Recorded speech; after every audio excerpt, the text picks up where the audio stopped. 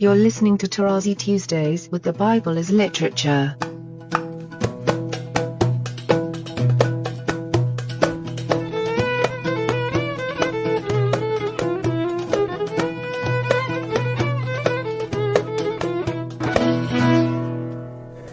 Hi, this is Father Mark Boulos, and you are listening to Tarazi Tuesdays with the Bible as Literature podcast. This week, Father Paul discusses the significance of the rainbow as a heavenly sign beyond the control of human beings. This bow, or arch in the heavens, he explains, indicates the distinction between the Abrahamic and Noahic covenants in the Bible. I am happy to introduce Father Paul on the Bible as Literature podcast, Tarazi Tuesdays. Then God said to Noah and to his sons with him, notice the inclusion of the sons systematically, behold, I establish my covenant with you. And the word establish here is the hif'il of qam. At one point we had a podcast about to rise and raise. It's very important to keep in mind that the word establish here, its original in Hebrew is to raise something, to make it standing, to make it functional, to make it so. And that is the verb that is used with covenant here. I shall do this with you and with your seed after you. Notice that God here is talking not only to Noah, but to Noah and his sons.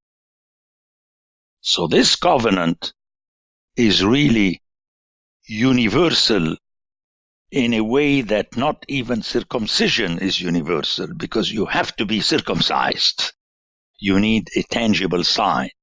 At the end, I shall point out to my hearers that the sign of this covenant is something that is not controlled by the human being. Okay, it's the rainbow, an arc in the heavens. And that is a very important difference between the covenant, the Noahic Covenant and the Abrahamic Covenant. And we all know how this becomes important in the dealings with the Gentiles in the book of Acts. So very important to keep this in mind. We have always to begin with the Old Testament, with the original. This is the covenant with you and also with your seed. And notice the yur here is the plural, zar'akim. Okay, the yur here is Noah and his sons. And as usual with all living creature, the birds, the cattle, every beast, and so on, as many as came out of the ark. So the author is very cunning. That is, the covenant is made not with all the animals, but the animals that came from the ark, and these will become all the animals. So this nuance is very important so that we understand that there is a connection between Genesis 9 and 1, but they are not the same thing. I establish my covenant with you that never again shall all flesh be cut off. Yikaret. This is a verb that we're going to hear later when God promises that the seed of a king will continue. Like to David, he says that there will no descendant of you be cut off. In other words, you'll always have a seed that will continue. Okay? But here, the promise is made in conjunction with the flood that it will not be cut off by the waters of a flood. Now, this again is important. I discussed it in 3 of my books, but it's interesting to mention it now, that the flood is mabul, which is from a root balal, which is wet. Now, this becomes important Because when later we hear that God will destroy the tower, or the plan of the human being to build a tower, by wetting the clay, I explain in my books that he plays the game against you. I shall not send a flood, a Mabul, but this does not mean that I'm not going to use the water in a different way. It's fantastic. It's really more exciting than classic literature and even Hollywood movies. But again, you have to hear it in the original. So there will be never again a flood, a Mabul. But please keep in mind this root. We'll pick it up in chapter 11. And God said, this is the sign. Sign in Hebrew, remember, it's ot. Ot does not necessarily mean a miracle. It's something that I posit as a sign. I could say to you, when the sun rises, that will be a sign decided for by me. It's not a miracle.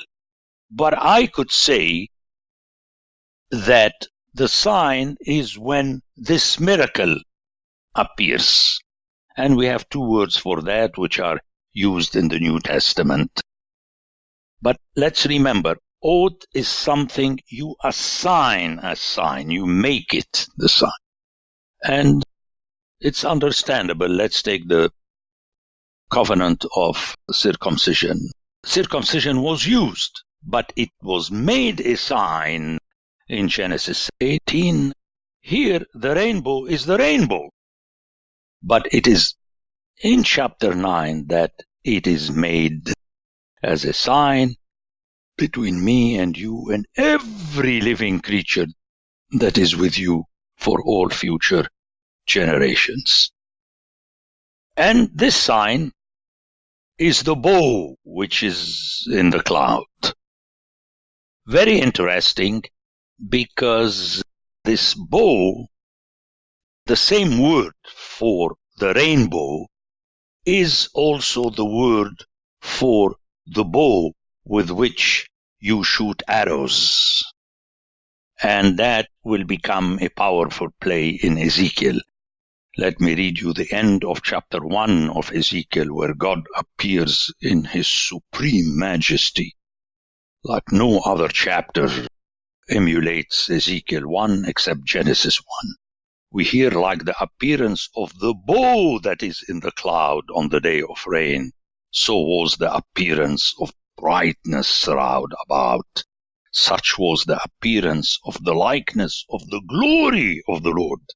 And when I saw it, I fell upon my face, and I heard the voice of one speaking. Glory, again, when you hear Isaiah chapter 2, glory is God's terror. It's his power. It's his paraphernalia. When he sits on his throne, as in Psalm 93, he is robed in his geut, in his majesty, in his totality. And when you connect this with Ezekiel, you realize that the bow is a sign assigned by God. That's why ultimately he controls it. So to the ear I'm saying. I'm not saying that the bow with which you shoot arrows and the rainbow are the same thing. That's not what I'm saying. What I'm saying is that to the ear in the original, you don't have a bow and a rainbow. You have bow in both cases. Okay, when I bring clouds over the earth and the bow is seen in the clouds, notice the bow, the clouds, so that's why I brought Ezekiel into the picture. I will remember my covenant. Okay, remember at the beginning of the previous chapter, God remembered. Okay, he remembered. So you notice that the main, I hate to use the word hero, I prefer the word agent is God ultimately. I shall remember. And again, the sign is repeated another time and a third time, which is very important for the ear once more. So, it is this covenant that I have established between me and all flesh. Hear it in the original, Basar.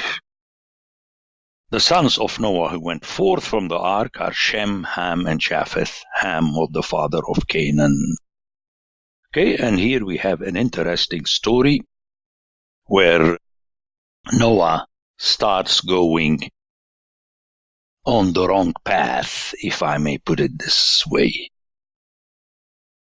In verse 19, we hear that the earth was peopled by the sons of Noah. But the tricky thing here is that that verb, which is nafatz, is used intransitively with the earth.